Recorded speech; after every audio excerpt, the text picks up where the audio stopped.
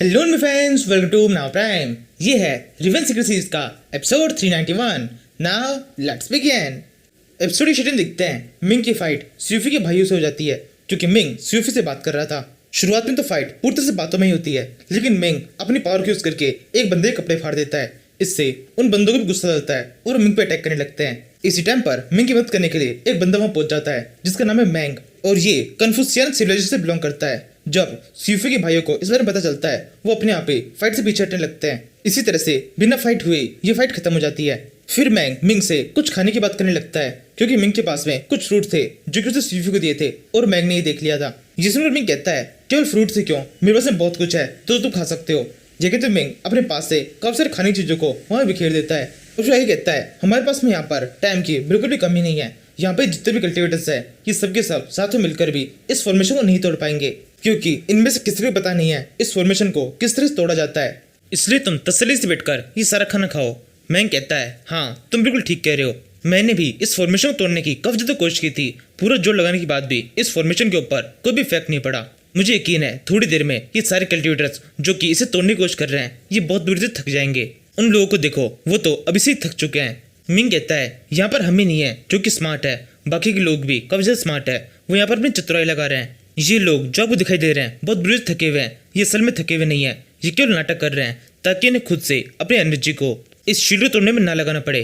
थकने का नाटक करके ये उम्मीद कर रहे हैं कि बाकी प्लेयर्स इस शील्ड को तोड़ देंगे और उसके अंदर अपनी सारी एनर्जी खत्म कर देंगे। इसके बाद में ये अटैक कर उसके अंदर जो भी खजाना है वो सारा अपने पास में रख लेंगे। थके होने के कारण किसी और प्लेयर के लिए इनको रोकना काफी मुश्किल होगा। मैंग कहता है हाँ तुम बिल्कुल ठीक कह रहे हो, लेकिन इसका भी कोई फायदा नहीं है, ये शील्ड तो टूटने वाली है नहीं। कुछ देर बाद में रात हो जाएगी, तब सभी लोगों को न चाहते हुए भी हार माननी पड़ेगी। जब तक ऐसा होता है हम इस ड्रिंक को एंजॉय करते हैं। मिंग कहता है थोड़े टाइम पहले तुम मार्शल आर्ट कल्टिवेशन के रिलेटेड कुछ बात कर रहे थे, क्या अब तुम मुझे इस बारे में बता सकते हो? मिंग कहता है उससे पहले तुम मुझे बताओ मार्शल आर्ट डीटी लेवल के अंदर कितने रिलेम्स होते हैं? मिंग कहता है बहुत आसान है, 3 रिलेम्स होते हैं, लॉन्गविटी, इमोर्टल और हेवनली डाओ। क्या ये क्वेश्चन किसी तरह से मेरी सिविलाइजेशन से रिलेटेड था? मिंग कहता है हाँ रिलेटेड था। असल में यहाँ पर एक और न्यू रिलेम है जिसका नाम है गॉड। एक तरह से तुम ये समझ लो सभी इंसान, जानवर, बीस्ट, बर्ड ये सब की सब एक दिशा में आगे बढ़ रहे हैं और इसके अंदर उनकी सिविलाइजेशन उनको सपोर्ट करती है। जितनी ताकत सिविलाइजेशन होगी उतनी ज्यादा चांसेस है मेन गॉड बनने के। मिंग कहता है यानी कि इसका मतलब मैं मेन गॉड कभी भी नहीं बन सकता क्योंकि मार्शल आर्ट सिविलाइजेशन काफी लो सिविलाइजेशन है। मेन गॉड का रास्ता मेरे लिए पूरी तरह से ब्लॉक है। मिंग कहता है तुम इसे सीधे तौर पर यह भी कह सकते हो कल्टिवेटर, सिविलाइजेशन और इमोर्टल रिलेम ये तीनों आपस में कनेक्टेड होती है। जितनी ज्यादा ताकतवर सिविलाइजेशन होगी उतनी ज्यादा ताकतवर इमोर्टल रिलेम होगी। इसी इमोर्टल रिलेम के कारण कल्टिवेटर्स ताकतवर बनेंगे और इसी कल्टिवेटर के कारण वापस से सिविलाइजेशन ताकतवर बनेगी। इसी तरीके से सब कुछ एक सर्कल शेप के अंदर एक दूसरे से कनेक्टेड है। ये सब कुछ एक बहुत बड़ा सर्किल है। ये सुनकर मिंग को सोचने लगता है और फिर कहता है यानी कि इसका मतलब मार्शल आर्ट सिविलाइजेशन के अंदर रहते हुए मेरे लिए मार्शल डीटी के इमोर्टल रिलेम को पार करना काफी ज्यादा मुश्किल होगा। मिंग कहता है ये पूरी तरह से पक्का नहीं है, ये कल्टिवेशन है, इसमें कुछ भी हो सकता है। मार्शल आर्ट सिविलाइजेशन भी खुद को काफी तेजी से ताकतवर बना रहा है। हो सकता है कुछ टाइम के अंदर मार्शल आर्ट सिविलाइजेशन एक सुपर सिविलाइजेशन बन जाए। वैसे तो उसकी चांसेस बहुत ज्यादा कम है, लेकिन थोड़े बहुत चांसेस है।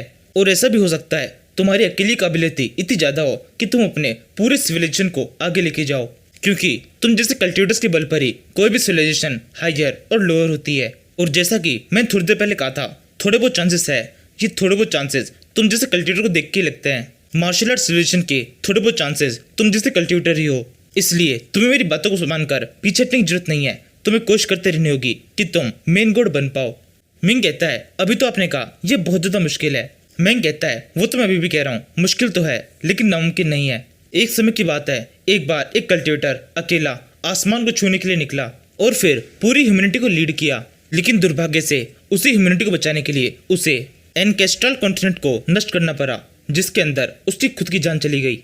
इस तरह से ह्यूमैनिटी तो बच गई, लेकिन हमारा सुपर सिविलाइजेशन बनने का मौका छिन गया। मिंग कहता है मैंने थोड़ी बहुत अफवाह सुनी है कि क्यूफियन सिविलाइजेशन के अंदर एक मेन गॉड है, क्या ये फर्स्ट सही है? मैंग कहता है हाँ ये फर्स्ट सही है, लेकिन ज्यादा काम की नहीं है। हमारी सिविलाइजेशन जितनी दिखाई देती है उससे कम ताकतवर है, इसी वजह से हमारा मेन गॉड भी ज्यादा ताकतवर नहीं है। वो केवल खुद को प्रोटेक्ट कर सकता है, खुद से अटैक नहीं कर सकता, वो काफी ज्यादा कमजोर है।